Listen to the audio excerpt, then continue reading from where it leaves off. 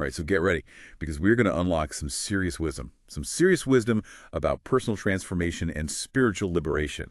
You've shared some really intriguing excerpts with me, and I'm excited to delve into those with you today. Yeah, these writings really do offer some really unique insights into achieving a state of liberation, what they call Jivan Mukti, which is really fascinating because it suggests that, freedom isn't something that we have to wait for. Yeah. It's something we can actually experience, right here and now, right now in the present moment. That's incredible. I love that. And just so everyone listening is up to speed, the source material that you provided are excerpts from Avyak Murli, The Year of Liberation Through Unity, dated March 9th, 2025, referencing a discourse from March 20th, 2004. And I think what's particularly interesting is this whole concept of a year of liberation and how it relates to self-transformation and its ripple effect on the world. It's almost as if achieving personal liberation unlocks a pathway to freedom for everyone else. Okay, so how does this all begin? How do we start down this path? Well, the text starts by introducing this idea of inviolable treasures, gifts bestowed by a divine figure they call BAP. And I find this imagery particularly compelling because it speaks to that universal human longing for something meaningful, for something enduring that goes beyond, the material world. Right. It sounds like these treasures are more about inner qualities and understandings rather than actual possessions. Exactly. And the first treasure that's highlighted is knowledge wealth. And now this isn't just about accumulating information, it's about deeply understanding and applying this knowledge to break free from limitations and achieve that state of Jivan Mukti. So it's less about knowing things and more about embodying them. Yeah, precisely. Precisely. And the text actually uses a really, really vivid analogy to illustrate the shift, moving from sighs of despair, what they call hey hey, to exclamations of joy, to wah wah. I love that. I love that. That's so good. That paints such a clear picture.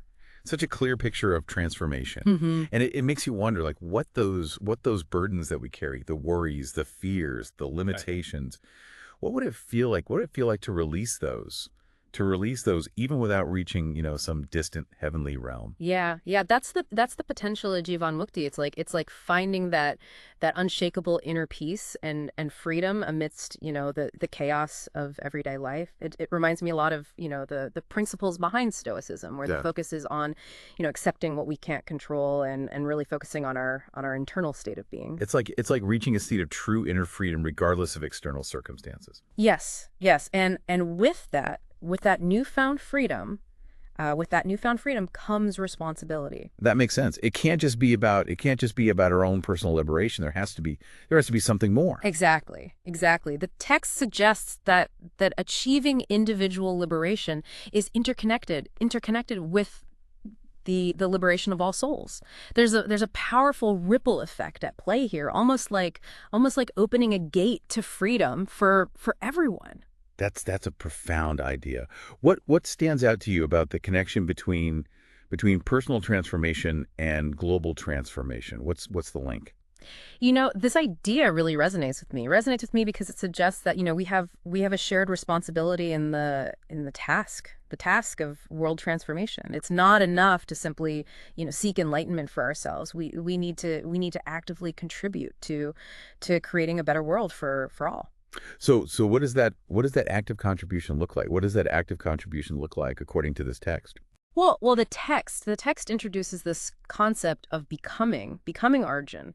Now, in this context, Arjun represents a figure who embodies transformation and taking the lead. It's a call to step up, and be the change. Not waiting for someone else to do it. So it's about moving beyond passive observation and stepping into a role of active participation. Precisely.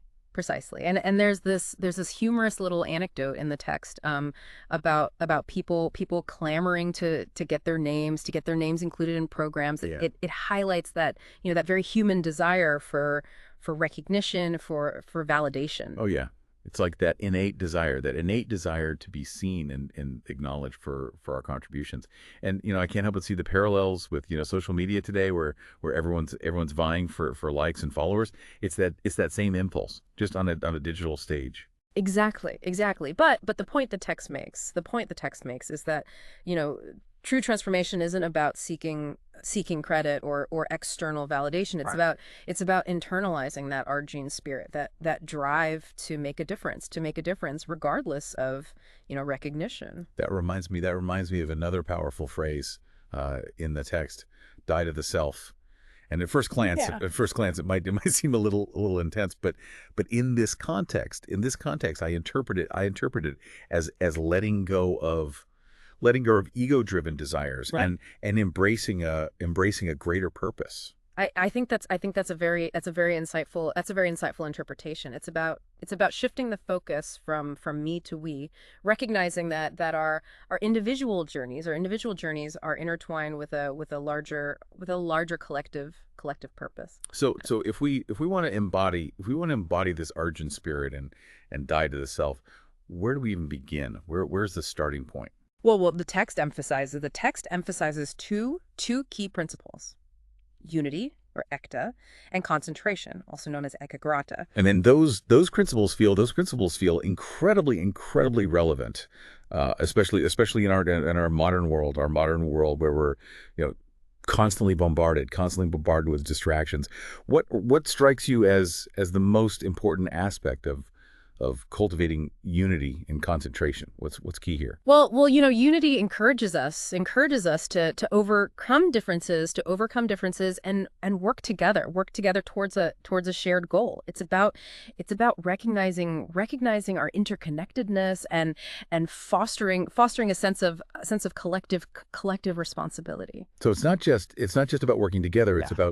It's about cultivating a mindset of interconnectedness. Exactly, exactly. And concentration is about developing unwavering focus on that shared goal. Yeah. It's about channeling our energy and attention towards positive change. It's like developing that laser focus, even amidst all the noise and the chaos of everyday life. That's a significant challenge for a lot of us. Absolutely. Absolutely. And the text offers a powerful image to illustrate this. The flag of righteousness being raised first in the mind, then in the world. It suggests that internal transformation is the catalyst for external change. So before we can transform the world, we need to transform ourselves, and and that transformation requires both unity and concentration. So how do we practically apply these principles in our own lives? Yeah. The text mentions a divine figure, Bap, who Yeah. who sets a 6-month time frame to see results. What are your thoughts on this time frame? I think this time frame introduces a sense of urgency, And, Yeah. and accountability. It challenges us. It challenges us to move beyond mere intention, and into action. That's a powerful point. There's a real difference between thinking about change and actually putting it into practice. Mhm. But for those who might feel overwhelmed or like they're starting late, there's also a hopeful message woven in. Yes. Yes, there's this wonderful phrase in the text, less so fast. It's a reminder that even those who seem behind can make rapid progress if they're truly committed. It's like saying it's never too late to embark on this journey of transformation. What matters is taking that first step and continuing to move forward with intention and focus. Yeah. So where do we go from here? Well, the text goes on to discuss this concept of becoming knowledgeful, and this is where we delve into the deeper meaning of Trikaldarshi, which means seer of the three times. Now, I have to admit, I'm not familiar. I'm not familiar with that term. Could you elaborate on what that means? So Trikaldarshi refers to someone who has developed a profound spiritual awareness that allows them to see the interconnectedness of the past, the present, and the future. Imagine having access to a cosmic roadmap that reveals how past actions shape the present, and how present choices create the future. That sounds incredible. How do we cultivate that kind of awareness, that ability to see across time? That's what we'll explore in the next part of our deep dive. We'll uncover the secrets of becoming knowledgeful, and delve into the fascinating concept of Trikaldarshi. So to understand how one becomes a Trikaldarshi, we need to look at the concept of time itself as it's presented in this philosophy. It's not a linear progression. It's a cycle, a repeating pattern of four ages: the Golden Age, the Silver Age, the Copper Age, and the Iron Age. So it's like a cosmic wheel of time turning through these distinct eras. And where do we fit in right now? Like, where are we on this cosmic wheel? Well, according to the text, we're currently in the Iron Age, which, as you can probably guess, isn't exactly known for its peace and harmony. But here's where it gets really interesting. Understanding this cyclical view of time. This cyclical view of time isn't about dwelling on the negatives of the Iron Age. It's about using it as a tool for deeper understanding. So it's like gaining a bigger picture perspective, seeing how the patterns of history and human consciousness have led us to where we are now. Exactly. And that understanding is a key element of becoming Trikaldarshi. It allows us to connect the dots, to see how actions from the past ripple through time and impact the present. The present, and how our choices today are shaping the future. It's almost like having that cosmic roadmap you mentioned earlier, allowing us to see not just where we are, but where we've been, and where we're potentially headed. But how does that awareness actually translate into positive change? Well, once we recognize these patterns and understand the cyclical nature of time, we can start to break free from the limitations of the Iron Age mindset. Because if we're stuck in that Iron Age mindset, we're likely to perpetuate the same negative patterns. Precisely. But Trikaldarshi isn't just about seeing the past and the present. It's about envisioning a future that aligns more closely with the Golden Age, a time characterized by peace, purity, and prosperity. And that's where those principles of unity and concentration come in again. Definitely. Absolutely. We can't achieve that kind of transformation on our own. It requires collective effort, a unified intention to shift the trajectory of human consciousness, almost like raising the collective vibration of the planet. I love that analogy. It's like we're all tuning in to a higher frequency, aligning with a more harmonious reality. And to really drive this point home, the text introduces the concept of the Brahman.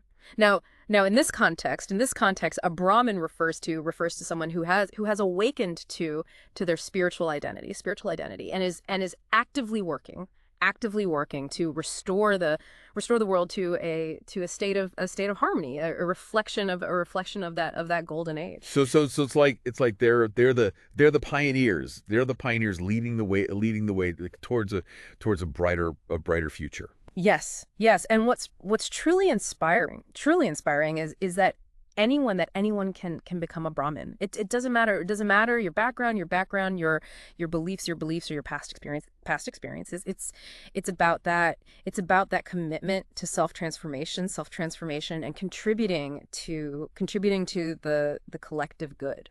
So what does this Brahmin life look like in a practical sense? Does it mean renouncing all worldly possessions and living in solitude? Not at all. Not at all. It's about integrating spirituality into our everyday lives, making conscious choices that reflect kindness, compassion, and forgiveness. It's about living with integrity, honesty, and purity. So it's not about escaping the world. It's about elevating it, bringing those higher spiritual values into everything we do. Exactly. Right. Exactly. It's about embodying the qualities of the divine love, peace, joy, wisdom, and allowing those qualities to shine through in our interactions and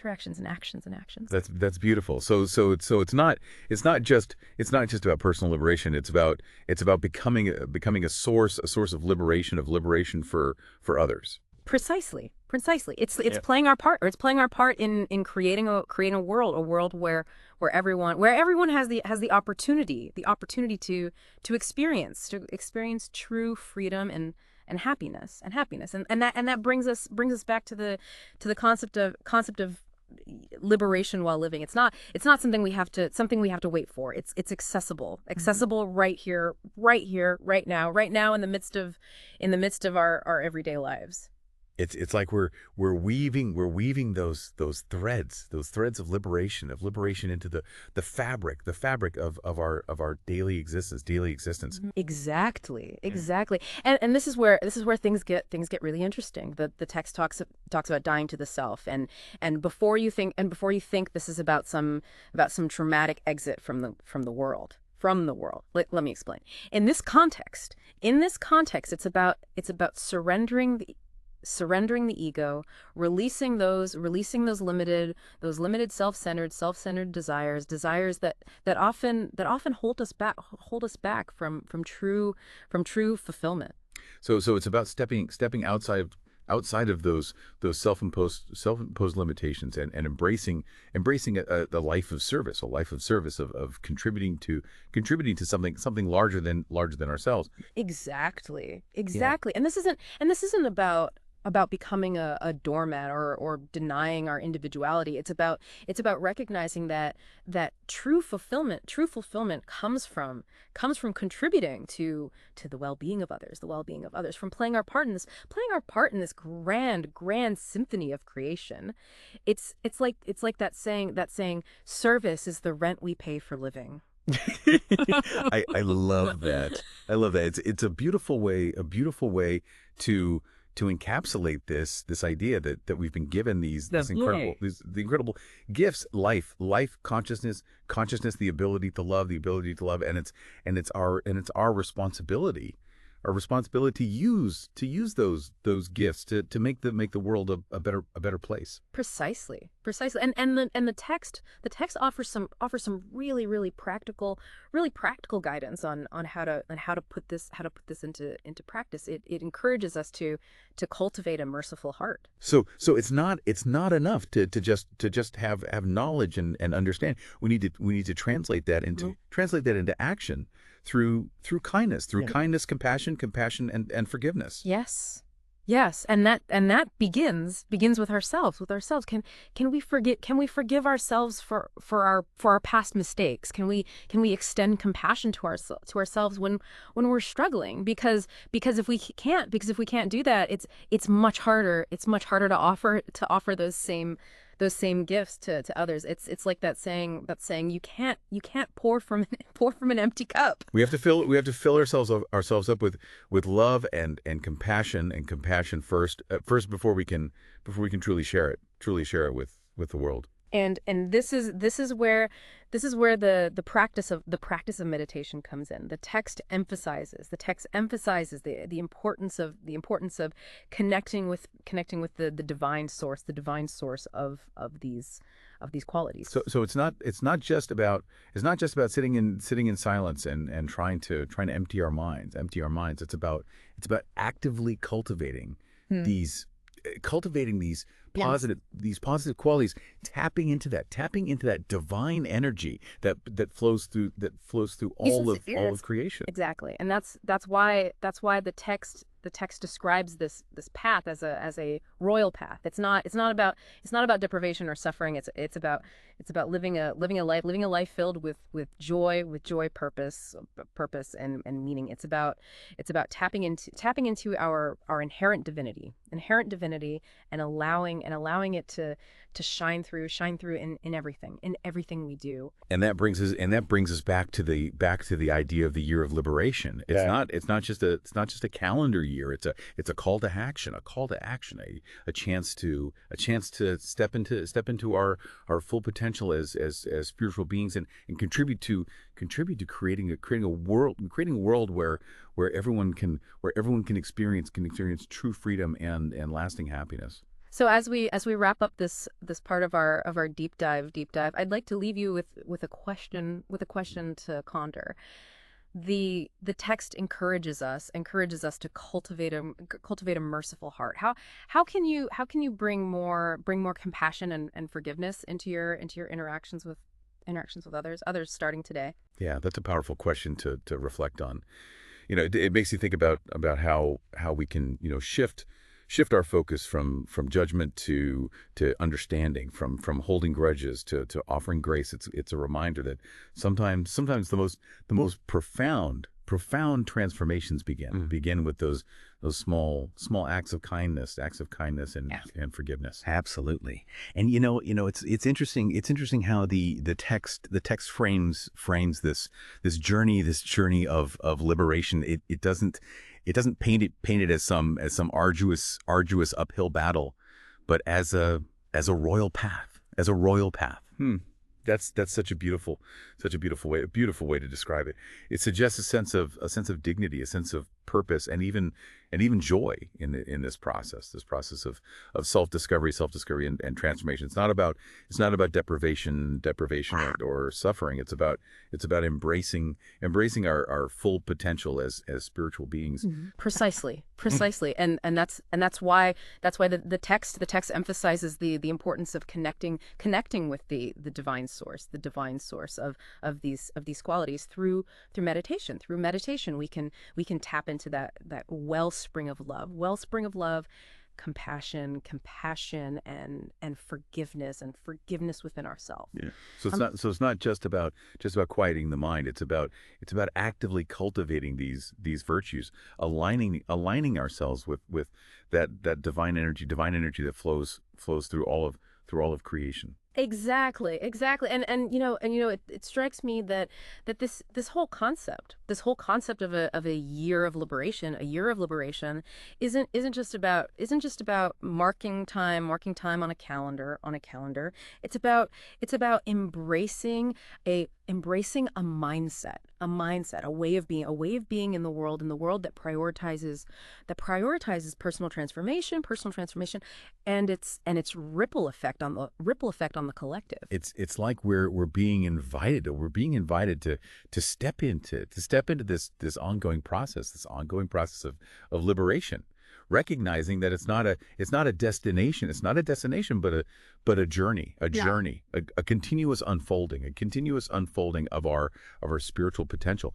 Mm-hmm. And what's beautiful is that everyone can participate in this journey regardless regardless of their background or their beliefs. Absolutely, absolutely, and it all starts with that inner shift, that willingness to die to the self, to surrender those limiting ego driven desires and embrace a life of purpose and service. It's about recognizing that our individual journeys are interwoven with a larger tapestry of transformation. Yeah.